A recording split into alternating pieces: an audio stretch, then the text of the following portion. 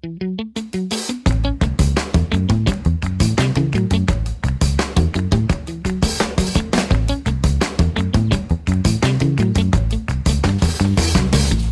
back, everybody. This episode is a little more technical in nature, and you're going to see me struggle for about 10 days, mostly down here inside of a lazarette, trying to pull out fuel tanks, put in new fuel tanks, replumb the whole system, rewire fuel pumps, and basically create a whole new fuel system to move fuel through the boat. If that's not for you, no problem. Come back next time and we'll have more footage of us trying to catch a drone off the back of a sailboat. It's sketchy, but we get really good footage and that part's awesome. If you do stick around, I hope this gives you some ideas on how you can upgrade your fuel system in your old sailboat or potentially even replace the whole thing like I did. This is not a tutorial. This is just me sharing how I did it with my boat.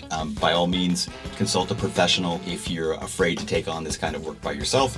But I'm feeling adventurous and I think I know what I want to do. I think I have a good game plan, so we're going to get into it.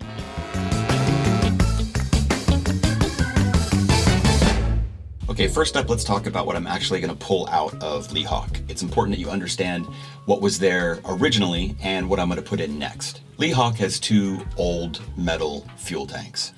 They're rusting in the bottom edges of them. They've been there for, I'm going to assume, the lifetime of the boat. They're really tired and in bad shape.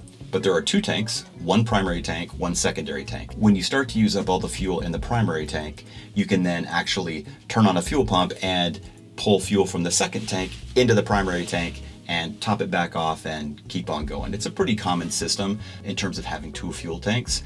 Nothing terribly exotic there. I think each tank is about 25 gallons, if my math is right. Altogether, Leahawk can carry up to about 50 gallons of fuel. The fuel flows out of the primary tank and it goes through a fuel filter, which most folks just call a Raycor filter. Raycor is actually the brand, but it's a type of fuel filter that spins the fuel and separates any water or condensation that's in the fuel and any debris that's in the fuel before that fuel is sent to the engine for use there.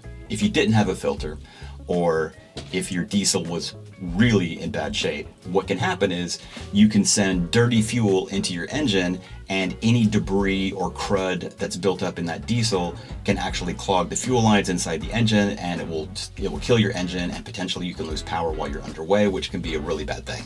Lastly, this was news to me. I didn't know this when I started this project. A diesel engine actually sends fuel back to the fuel tank as well through a return line. Essentially, we put more diesel than is needed into the engine, and I believe the excess diesel just kind of helps lubricate some of the moving parts inside the engine, and the diesel that's not consumed is actually sent back to the fuel tank and it flows back through the system. So on Leahawk, the tanks look rough. They're old, they're rusting on the edges, very hard to actually get a look inside the tank to see what's going on, but I expect that what is building up on the bottom of the tank is a layer of silt and crud and growth that's actually caused by a type of bacteria. That bacteria is called diesel bug. Essentially what it is, it's a microorganism that feeds off of the hydrocarbons in diesel, and it flourishes basically between the diesel and any moisture that's gotten into your tank. Moisture does get into diesel tanks. We have vents that go to the outside. That cold air can bring in condensation, and it's just part of having an old diesel engine that you have to expect you're going to get condensation in your diesel, and you're going to have to run it through a filter to clean that diesel. Diesel bug is also just a reality. Those microorganisms are literally everywhere, and they grow fairly easy in diesel, and they create like a sludge or a crud that's like a black or brown kind of muddy looking crud that if you were to put into your engine can clog it. And like I said before, that's just bad news. When the boat is underway and it starts to slosh around, that crud gets kicked up and it's just bad news all around. So I've been really nervous about using either of these tanks. Instead, I've been using a little 3-gallon portable tank to make sure that I have fresh diesel going into the engine at all times. I'm going to pull these tanks out, and technically I could have new tanks fabricated in the custom shape that these original tanks are, but It's a lot of money, and for a day sailor, which is what this boat really is, you know, going out for a day sail, maybe a weekender, we don't need to carry that much fuel. So instead, I'm going to install a marine grade plastic tank. They're much more affordable, they're lighter, they're easier to install in that, like, they're light, you can kind of figure out where you want to put them. So I've decided to use a 13-gallon tank, and that's what I'm going to be installing in this project. The other cool thing I'm going to do in this project, which I'm actually really excited about, is I'm going to build a fuel polishing loop. So what is fuel polishing? Fuel polishing is basically taking your diesel and running it through a closed filtering loop that pulls out that condensation, that diesel bug, or any other debris that might have gotten into your diesel. This polishing loop will allow me to clean my diesel before I ever use it. And then, once I actually do send it through the fuel system to the engine, I have another fuel filter in between the tank and the engine to kind of clean it again before it gets to the engine. So it's basically redundancy on redundancy. It gives me much more peace of mind knowing that the diesel I put in my engine is in the best shape I think I could make it be. It's not foolproof, and there are certainly more fancy fuel polishing systems out there, but for me, in this old boat, it's a welcome upgrade that is really going to give us some peace of mind.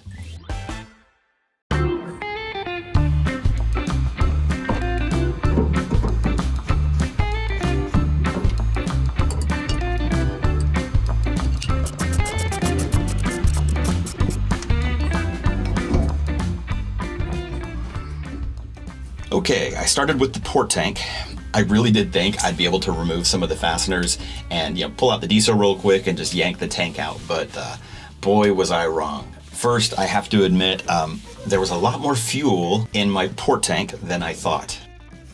All right, I'm gonna try something different. The hose keeps curling up and out of the diesel at the bottom of the tank, so I took this stainless steel hinge and I'm just gonna let that go down to the bottom, and hopefully that will get right to the bottom of the tank. Yeah, little ghetto boat hack ingenuity. I was shocked because I just kept pulling out diesel.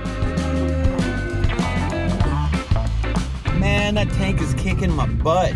I have way more diesel in that tank than I previously thought. My little hand pump broke, so I need a new one to get it out. You know what? That's boat stuff, right?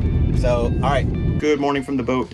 It is day 2 of diesel extraction. So I got some new hand pumps, see if I can't get this diesel back out and into these spare jerry cans.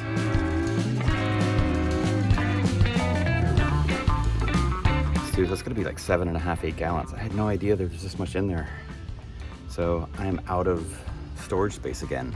I'm gonna have to go get another jerry can. Yeah, I feel totally stupid. That temporary tank I had installed was great because it was sending clean fuel into the engine, but I never ran a return line back to that 3-gallon tank. So the return line was still going to the port tank. So every time we would use the engine, we were sending clean diesel into the engine, but then the return was going back to my old tank, and it was just slowly filling up unbeknownst to me. And had we gone out motoring a couple more times, it's very likely that I would have filled up that tank entirely, and I would have started like venting diesel like onto the deck. Oh, this is why I have so much diesel in the tank. You can already see some of the sludge that's coming out of the bottom, which is what I was afraid of. So I did the port side tank first. That was a pain. And I just assumed that the starboard side tank was empty. I never filled it. This boat has been abandoned for quite some time before I got it. Nope. As I started to empty it, I realized there was a lot more diesel in there than I thought. So I didn't want to have to spend money on a bunch of jerry cans. So I decided, well, I'll just use water bottles. So I went and bought a bunch of like dollar store 99-cent 1-gallon jugs of water, emptied those out, and started pumping the diesel into those, with the idea being that when I was done installing the system, I could put that diesel back into my tank and I could polish that diesel and actually use it and save myself a bunch of money on diesel. I think we got to the bottom. Let's take a look inside the tank and see how much is left. Look at this gunk on there. You can see it like on the hose. You can see it on the zip ties. Anywhere it even touched this side of the tank, just like it just goo and crap just comes off of it. But it looks like I got it emptied, so mission accomplished. So it was time to get these old tanks out, and the first thing I had to do is I had to cut the fuel fill line that goes from the top of the tank up to the top of the deck. It's just super stiff, and there's no way to wiggle it or get it off, so I just had to cut it. Those things were a pain in the butt to cut. The first time I tried using like a hose cutter, that didn't do a very good job, and I ended up denting the edge of the blade on the hose cutter. There we go. So the second time, I used a sawzall to cut through it.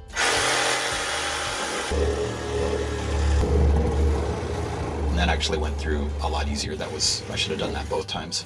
Once I had that free, I was able to kind of begin to rock the tank and kind of break it free of the position it had been in. And it was heavier than I thought it was, but altogether, I just kind of had to, wiggle it out and then pull out each tank and get them off the boat. Look at all that rust. Try to get rid of some of the grime, if it's even possible. This boat is so old. I mean, I could take a pressure washer to this thing, but it might disintegrate. So I'm not going to do that. But yeah, we did a bunch of cleaning there before we got to work. All right, the custom fuel tank is here. So one more piece of the puzzle.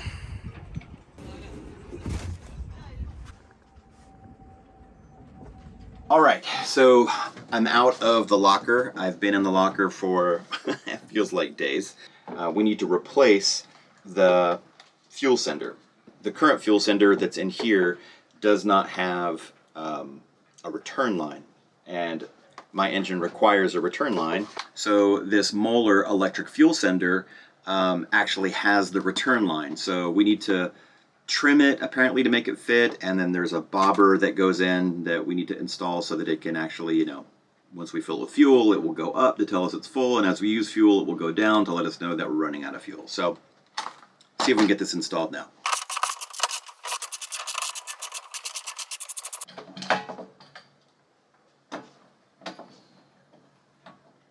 All right, so you can see here's the fuel gauge it came with. That basically, you fill it up and that rises, and then use fuel, then it goes down. So that's what we're replacing right now. Mark bracket at half tank depth plus a ½ inch. All right, so I did the calculation, and 5.25 is the measurement. 5.25. Now it says to cut this with a hacksaw, but I don't have a hacksaw here, so I'm going to use a cutting wheel. Okay, so I clamp this to the table, the block underneath it, and I'm going to take the cutting wheel, and I'm just going to cut it real quickly right there.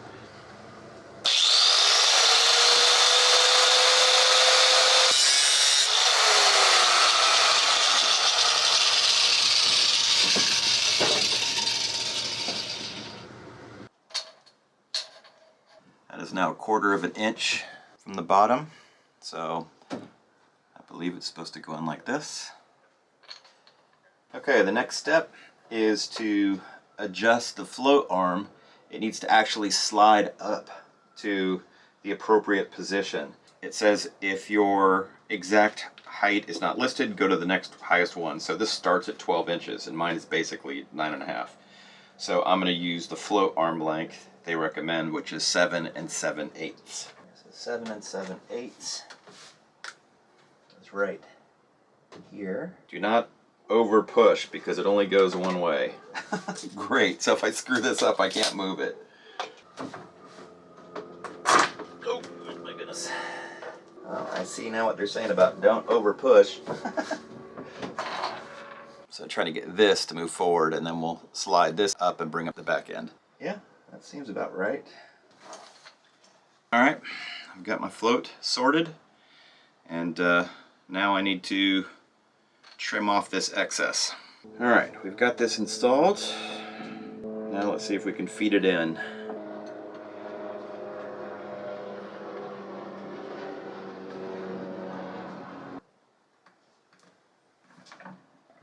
So close. So close. Ah. So let's feed the wire down in there. Go to your home, dude. So that's going towards this end, this is going to be at an angle. The float being on this side is good because that way it will be registering where the actual fuel is. I don't know if that makes sense or not in how I just described it, but...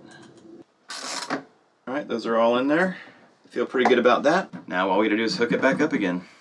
All right, so I got to thinking, it's like I can't actually test this before I wire it up. So I have a little test 12-volt battery, and basically I just connected all the wires as per the diagram.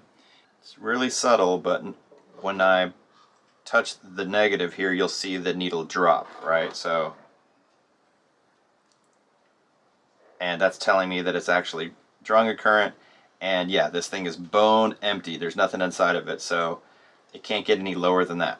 So when we fill it up, then I would expect to see that go up. So I feel like we have a good circuit here.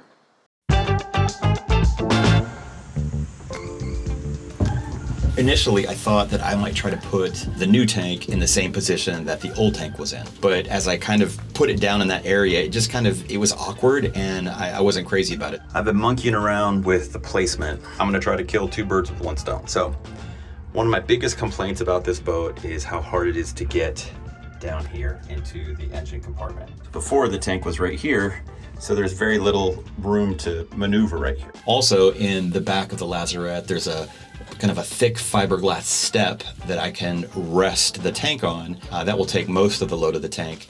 And then I will reinforce the position with some wood bracketing on the front and the back of the tank just to kind of prevent it from being able to tip, so it'll just be flat. I sketched out what I thought those braces should look like, and I went home and got some lumber and started cutting those pieces up in the backyard. It's kind of difficult to have to go home to cut the lumber you think you need for a project, but I'm glad I have the backyard because it'd be really hard to do here on the boat. Here we go, another supply run for the new diesel system. At least now we're in a slip and we're not on a mooring ball. That would have sucked if I had to take all this out on the dinghy. All right, we're back again, and it's day, 4 of me limping through this project one step at a time. So right now what I'm going to try to do is create a base to to rest the fuel tank on, and to create a system where I can actually use tie downs to keep it, in place. Yeah, so let's get to it. Once I had all the wood blocks here, I did feel like I was playing a bit of Jenga, trying to figure out exactly what the configuration should be to keep the tank from being able to wobble or move. But eventually I figured out a position that I felt pretty good about. Whew, it's a hot one today. Yeah, I feel pretty good about what I'm putting together here. Basically what I'm doing is I'm creating some tie down spots. I can bring a strap from here around the fuel tank to there. That will prevent it from sliding forward. And then I'll do another one right here that comes around and will prevent it from moving. So this fuel tank's not going anywhere. And then once you get the fuel line in coming down, that thing is so stiff that it's just, there's no way this thing's gonna go anywhere. So I feel really good about that. All right, so I made a bumper here so that when it comes down here, it can't interfere with this. So it'll go past that. And I put another one in right down there too. And so that's in there, nice and solid. And those aren't load bearing, those are just bumpers, so. Once the tank is totally installed and done, I'll come back and most likely epoxy all these wood pieces that I used to kind of get the tank where I wanted.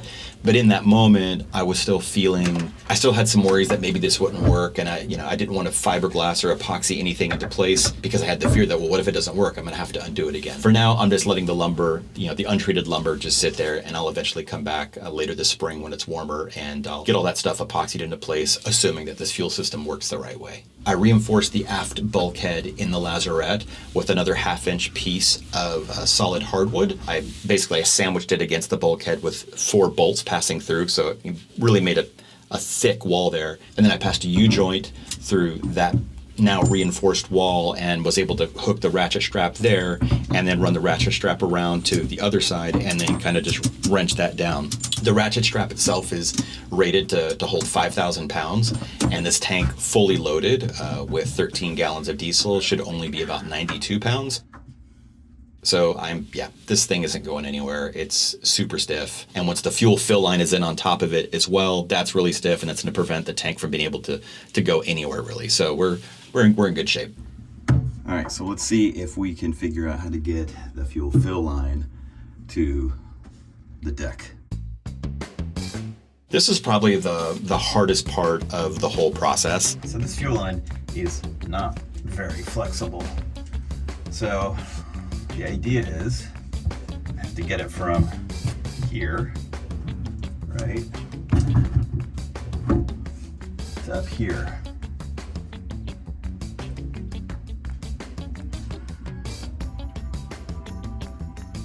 That fuel fill line hose it's thick, it's really difficult to work with. Initially, I thought that I would be able to kind of bend the hose to come from the top of the deck down through and then kind of into the inlet on the tank. The more I messed around with it, I realized that the bottom end of that fuel fill line, if it was bent like that, would put so much stress on the bottom of the inlet into the tank because it's plastic that it would probably bend it, and I was afraid that over time it might actually snap it or break it. I don't want to stress it and put a bunch of tension right here, like if this is the tank coming out. I don't want to do that. So I'm going to create a couple of basically like elbow joints. I got to thinking, I was like, well, let me just use some iron 90-degree joints. There are plenty of fuel applications that use, iron piping. So I felt like a couple of 90-degree joints would be just fine for this application. This is just a gravity-fed fuel line, so it's not under high load or compression or anything. And as always, if this doesn't work out, I can order a much more expensive custom hose that will have all the bends that I want in it, but I don't want to spend the money if I don't have to. So we're gonna give this a try. I feel pretty good. I think this is gonna work out just fine. Thinking we put this in like this, and then we just bend it up.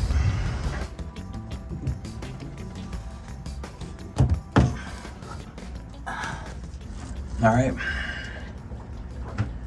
That's gonna work.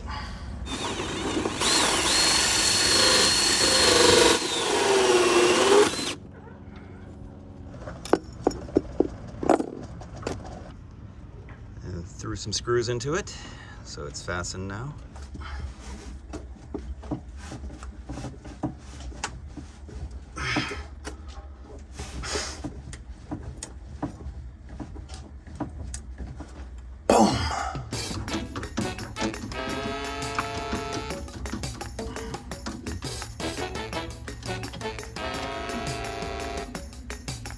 All right, I've got the tank in, and I'm just gonna get something and I'm gonna bring that up so there'll be no sag there. It's supposed to rain tomorrow, so I put up a tarp so that I can keep working and hopefully not get wet and still keep making progress. It's a pretty ghetto situation, but this is what you do when you want to keep working. So, yay. Pouring rain when I left the house, and now the sun's out. It's like we're living in Florida or something. Yeah, it rained all last night, so I'm glad I put the tarp up.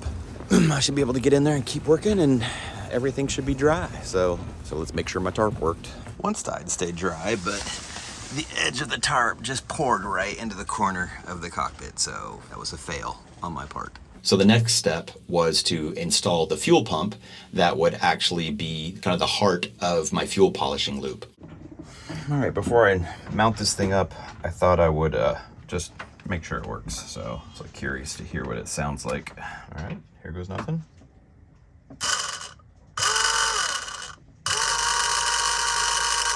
Running no problem. Listen. I was smart for putting up the tarp. Mm-hmm.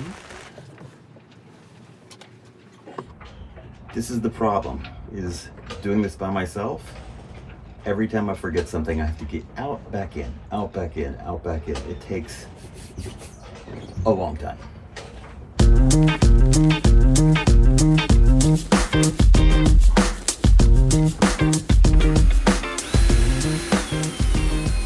All right, second piece of the fuel system installed. First piece was this. You gotta get this thing up there. But this is now installed, so excellent. Once the pump was in place, I also installed a simple on-off toggle switch that would control that pump. I was a little worried that somebody would accidentally be able to kick that switch and knock it on by accident, so I put a secondary relay in between that switch and the DC panel. So you have to turn the DC panel on, you have to turn the first switch on, and then you can work the switch that will turn the pump off and on. Just a bit of redundancy there to make sure it doesn't accidentally get kicked on while we're underway. Once the pump was installed, then I installed a Raycor style filter. Let's just add a strap to that now. There we go. Because this is just going to be used for the fuel polishing system, felt a little less critical. I was willing to take a gamble on an aftermarket knockoff. Once that was installed, it really just came down to installing the rest of the fuel hoses. And so I just kind of went in order and went from the send of the fuel tank. I put in a cutoff valve to the fuel pump. Just ran into a little, brain teaser. Cruise ships going by. They play the Love Boat. Can you hear it?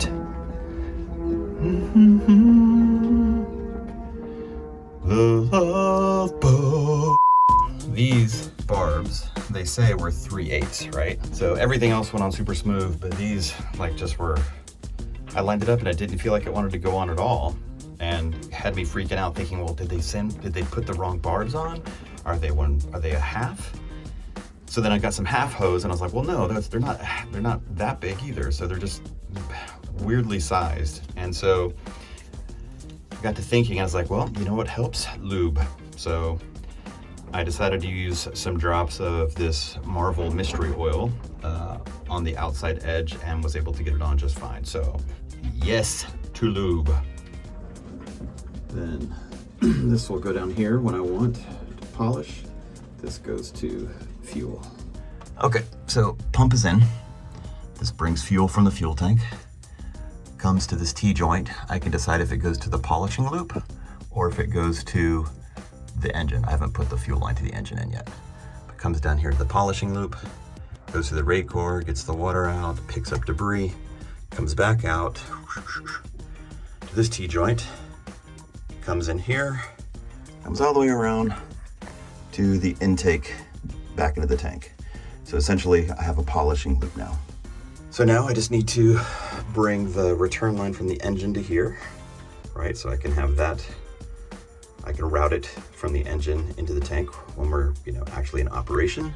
And I need to run the fuel line to here. Those are the two things that need to happen to complete this loop, and then I have to tidy everything up. It was pretty fun putting that together and kind of fingers crossed, building something that I think is going to be really good for the boat.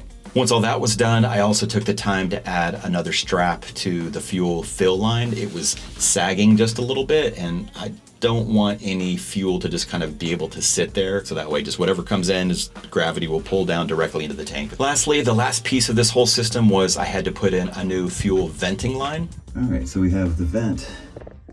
Comes up to the vent right here, which goes outside. Yeah, it wasn't too hard to get installed, and once that vent line was attached, the fuel system was done. Come on, get in. Well, here goes nothing. Let's put some diesel in this bad boy and see what happens.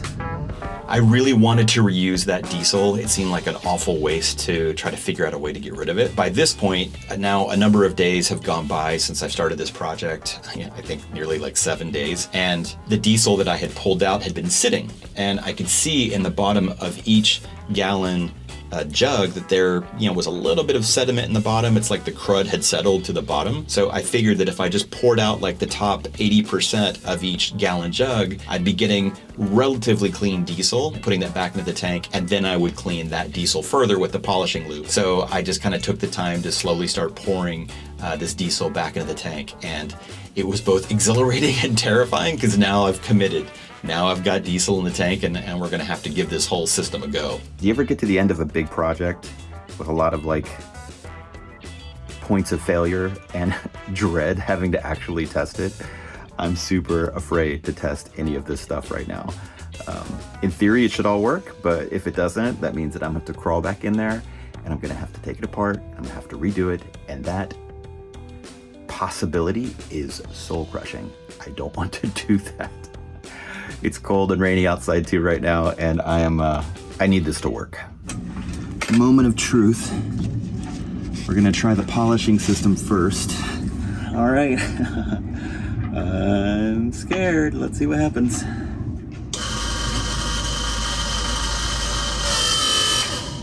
All right, starting to come in. Let's see, it wants to come in.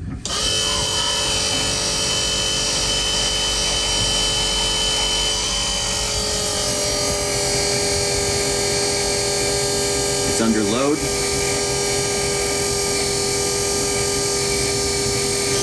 No leaks.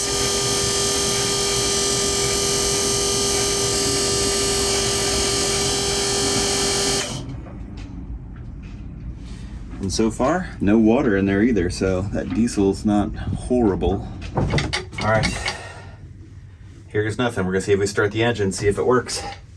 Hopefully it will.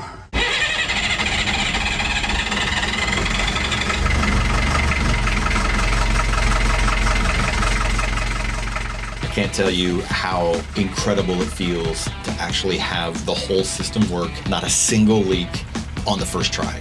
That really makes me feel like I'm not completely worthless as a DIY mechanic. It works.